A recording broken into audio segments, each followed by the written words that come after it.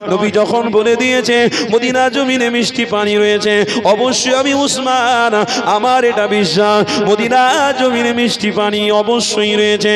হযরত উসমান গনি ওই মিষ্টি পানিটা দেখে এমন করে মালিককে খোঁজ করতে লেগেছে, এর মালিকানা কে রয়েছে, আমি উসমান কুয়াটা খরিদ করে নেব, কিনে নেব। এই যুবকের আব্বারা তরুণীরা হযরত উসমান গনি হুজুর আমার ওই কুয়ার মালিকের কাছে পৌঁছে গেছে।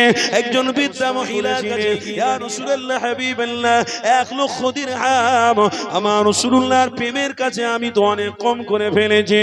ওই বুড়ি মাটা যদি আমার কাছে সমস্ত অর্থ খরিদ করার কথা বলতো, আমার সমস্ত অর্থ যদি চেয়েও ফেলতো, আমি উসমান আমি দিয়ে দিতাম।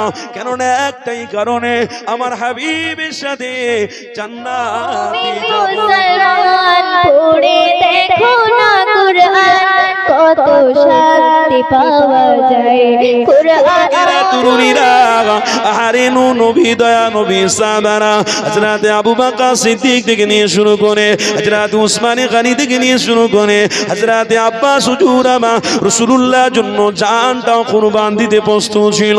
জিনাদের একটাই নিয়েছিল, আমার হাবিবকে ভালোবেসে আমি জান দিয়ে দিতে রাজি, আমার হাবিবকে কোনোদিন ছাড়তে রাজি নয়, আমার হাবিব থেকে কিছুদিন করে জেনে রাজি নয়, আমার হাবিব থেকে কোনোদিন সরে যেতে রাজি নয়। এই দুনিয়ার কোনো মানুষ নাই আল্লাহ নবী থেকে আমাকে দূরত্ব রাখবে, আল্লাহ নবী থেকে আমাকে সরিয়ে দেবে। এ যুবকেরা, এ তরুণীরা, আল্লাহ নবী নূর নবী সাহাবী হযরত উসমান গনির কথা আমার মনে পড়ে গেল। ওই মদিনা জমিনেতে মিষ্টি পানির ব্যবস্থার কথা আল্লাহ নবী নূর নবী জানিয়েছে। হযরত উসমান গনি হুজুর জানাতে লেগেছে, ইয়া রাসূলুল্লাহ, ইয়া হাবিবাল্লাহ, আমি আপনার মুখ থেকে যখন মিষ্টি পানিটা পেয়ে গেছি, আমি উসমান আমি জানি মদিনা জমিনে আল্লাহ মিষ্টি পানির ব্যবস্থা করে দিয়েছে। আর সেই সময়তে হযরত উসমান গনি হুজুর আমার নবী পাকের সামনে দিয়ে বেরিয়ে গেছে, ইয়া রাসূলুল্লাহ হাবিবাল্লাহ, আমি মিষ্টি পানির ব্যবস্থা এখনই করে দেব। আল্লাহ নবী সাহাবী উসমান ঘোড়ার লাগামটা ধরে ঘোড়ার উপরে সাওয়ারি হয়ে গিয়ে মদিনার সমস্ত কুয়া সামনে গিয়ে গিয়ে এক একটা পানি পরিদর্শন করতে লেগেছে। আল্লাহ নবী প্রেমিক উসমান সারাটা দিন ঘুরে ঘুরে ঘুরে ঘুরে এক জায়গায় এসে দেখতে পেয়েছে একটা জায়গায় একটা কুয়া রয়েছে, পানি রয়েছে। ওই জায়গায় ঘোড়াটাকে বেঁধে দিয়ে হযরত উসমান গনি ওই কুয়ার পানিটাকে পরীক্ষা করতে লেগেছে। আল্লাহ রহমতে ওই কুয়ার পানিটাকে আল্লাহ মিষ্টি বানিয়েছে। আরে আবু বকর সিদ্দিক হুজুর আমার মদিনা শরীফে রয়েছে, উসমান গনি হুজুর আমার আবু বকরের সাথী হয়ে যাওয়ার জন্য চেষ্টা করেছিল, কিন্তু উসমান বলেছিল, এ আবু বকর আপনি মদিনা জমিনে থাকুন, আমি উসমান এখনই ফিরে আসছি। আমার নবীর কথা মিথ্যা নয়, নবী যখন বলে দিয়েছে মদিনা জমিনে মিষ্টি পানি রয়েছে, অবশ্যই আমি উসমান, আমার এটা বিশ্বাস মদিনা জমিনে মিষ্টি পানি অবশ্যই রয়েছে। হযরত উসমান গনি ওই মিষ্টি পানিটা দেখে এমন করে মালিককে খোঁজ করতে লেগেছে, এর মালিকানা কে রয়েছে, আমি উসমান কুয়াটা খরিদ করে নেব, কিনে নেব। এই যুবকের আব্বারা তরুণীরা হযরত উসমান গনি হুজুর আমার ওই কুয়ার মালিকের কাছে পৌঁছে গেছে। একজন বৃদ্ধা মহিলার কাছে গিয়ে দাঁড়িয়ে বলছে, এই কুয়াটাকে আমি উসমান খরিদ করে নিতে চাই। এই উসমান আমি খরিদ করব, আপনাকে কত টাকা দিতে হবে বলো।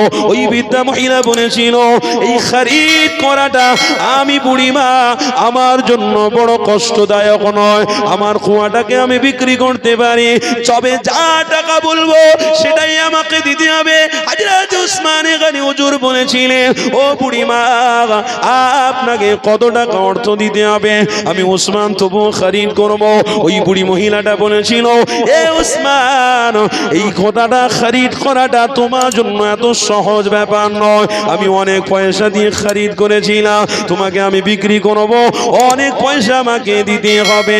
এই যুবকেরা তরুণীরা ওই সময় আম্মা এসা বলেছিল, ওই উসমান গনি বলেছিলেন, এ বুড়ি আম্মা জান, আমি খরিদ করব, কত টাকা দিতে হবে বলুন? আমার সব অর্থ যদি আমি দিয়ে দিতে চাই, এটাও আমার জন্য বড় সৌভাগ্য।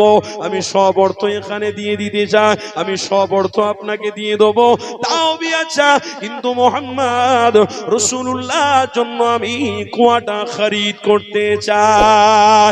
আরো জোরে বলুন। এই যুবকেরা, তরুণীরা, ওই বুড়ি আম্মা জান তখনই বলেছিল, তোমাকে 1 লক্ষ দিরহাম টাকা দিতে হবে, তবে আমার কুয়াটাকে আমি বিক্রি করে দেবো।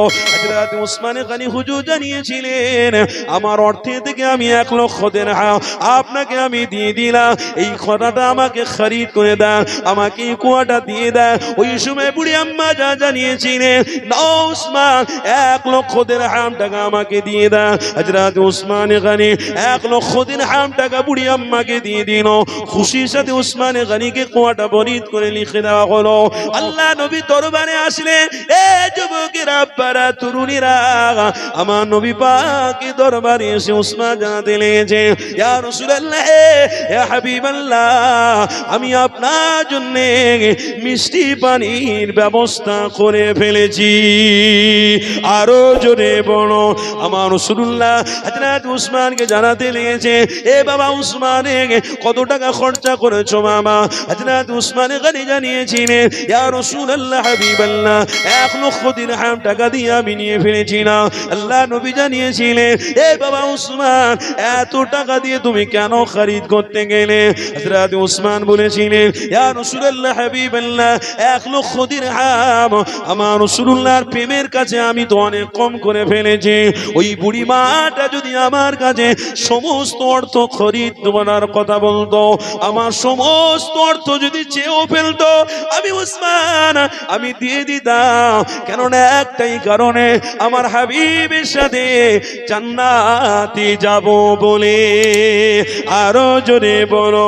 এই যুবকেরা, তরুণীরা, হযরত উসমান গনি হুজুর আমার এতটা খুশি হয়ে গেলেন, আল্লাহ নবী নবী দয়ার নবী আমার উসমান গনি হুজুরকে জানাতে লেগেছেন, এ বাবা উসমান, তুমি মুহাম্মদ রাসূলুল্লাহকে এতটা ভালোবাসো, তোমার অর্থের থেকে বেশি পরিচয় তুমি দিয়ে ফেলেছো, তোমার তামাম পৃথিবী থেকে বেশি, তামাম জিনিসের থেকে বেশি আমি মুহাম্মদ রাসূলুল্লাহ, আমাকে তুমি এতটা ভালোবেসে ফেলেছো।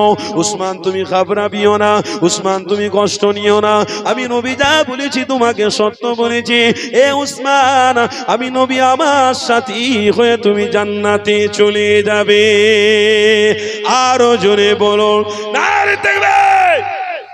আমার আব্বারা, আমার ভাইয়েরা, হযরত উসমান গনি দিলের ভিতরে মোহাম্মদ রাসূলকে বসিয়ে ফেলেছে, নবীর জন্য কষ্ট করেছে। আমরা আজকের ইসলামের জন্য, দ্বীনের জন্য, আমার আহল পরিবারকে বাঁচানোর জন্য কষ্ট করব না? করব ইনশাআল্লাহ। জোরে বলুন না ইনশাআল্লাহ। আমার বিবি মাথায় কাপড় দিয়ে ঘুরবে না, এটা আমার জন্য লজ্জা। আমার কন্যা মাথায় কাপড় দিয়ে ঘুরবে না, এটা আমার জন্য লজ্জা। আমার পরিবার মাথায় কাপড় দিয়ে ঘুরবে না, এটা আমার জন্য লজ্জা। আমার পরিবারকে জান্নাতি নিয়ে যেতে হবে, জান্নাতের রাস্তা দেখাতে হবে। এই দায়িত্ব কিন্তু আপনি গার্জেন, আপনাকে দায়িত্ব নিতে হবে। প্রতিজ্ঞাবদ্ধ করুন, যতদিন বেঁচে থাকবো অর্থ ইনকাম করব, সবকিছু করব, কিন্তু আমার পরিবারকেও জান্নাতি নিয়ে যাওয়ার প্রতিজ্ঞাবদ্ধ করছি। বলুন ইনশাআল্লাহ। আরো জোরে বলুন ইনশাআল্লাহ। তার জন্য চেষ্টা করতে হবে, তার জন্য খাটতে হবে। কি খাটতে হবে? নিজে সৎ হতে হবে, আর তাদেরকে বোঝাতে হবে যে আমি সঠিক রাস্তা ধরেছি, মানে তোমরাও সঠিক রাস্তা ধরো। নিজেকে পরিবর্তন হতে হবে। কেন? নিজের ব্যবহারে নিজের পরিচয় দেওয়া যাবে। ব্যবহার আপনার ভালো হলে পরিচয় ঠিক পাওয়া যাবে, আর ব্যবহার যদি আপনার খারাপ হয় পরিচয় পাওয়া যাবে না। আপনার বিবি আপনাকে সব থেকে ভালো চিনবে, বাড়ির লোকের মধ্যে আপনার বিবি আপনাকে সব থেকে ভালো চিনবে। আপনি যদি আপনার বিবির কাছে ভালো হতে পারেন, পুরো সমাজের কাছে কিন্তু ভালো হতে পারবেন। আপনি যদি আপনার বিবির সামনে নামাজ পড়েন, আপনার বিবির সাথে সৎ ব্যবহার করেন, আপনার বিবিকে, আপনার পরিবারকে, আপনার বাচ্চাকে যদি নামাজ পড়ার কথা বলেন, আপনার পরিবারকে যদি সুষ্ঠুভাবে চলার কথা বলেন, শরিয়াতের রাস্তা দেখান, তাহলে আপনার বিবি সমাজের মানুষকে বলবে, ওরে তোরা যা স্বামী পেয়েছি তোদের কপাল খারাপ, আমি যে স্বামী পেয়েছি আমার কত্তির তকদির চমকে গেছে। কেন? আমার স্বামী দৈনন্দিন নামাজ পড়ে আর আমাকে নামাজের জন্য ডাকে। জোরে বলুন সুবহানাল্লাহ। আপনার ব্যবহার, আপনার পরিচয়, আপনি যদি ব্যবহার ঠিক করেন তাহলে আপনার পরিচয়ও ঠিক হবে। তাই আল্লাহ বলছে, হাবিব আপনি তাদেরকে জানিয়ে দেন তারা দুনিয়ার জমিনে চিরস্থায়ী থাকার জন্য যায়নি। তারা যেন মনে না করে এই দুনিয়ার রক্তের গরমে যা ইচ্ছা তাই করে বেড়াবো, এটা যেন তারা না মনে করে। হাবিব তাদেরকে জানিয়ে দিন আমি আল্লাহ, আমি জানাচ্ছি তাদেরকে ওয়ালিমান খাফা মাকাম রাব্বিহি জান্নাতান, আমি তাদেরকে জানাচ্ছি খুশির খবর কি, আমার বান্দাদেরকে যাদের দিলের ভিতরে আমার ভয় থাকবে আমি আল্লাহ তাদের খুশি হয়ে দুটো জান্নাত তওফা দেব। জোরে বলুন সুবহানাল্লাহ। আল্লাহ যদি দুনিয়ার খাবারের ব্যবস্থা এত সুন্দর রাখতে পারে, দুনিয়ার আসমান জমিন এত সুন্দর আপনাকে আমার উপকারের জন্য বানাতে পারে, দুনিয়ার মানুষদেরকে এত চকচকে সুন্দর করে তৈরি করতে পারে, দুনিয়ার মানুষের এত কিছু ব্যবস্থা করে দেখতে পারে, কি গো আল্লাহ জান্নাত তৈরি করাতে পারে না? জান্নাত তৈরি করতে পারে না? আল্লাহ জান্নাতে খাবারের ব্যবস্থা করতে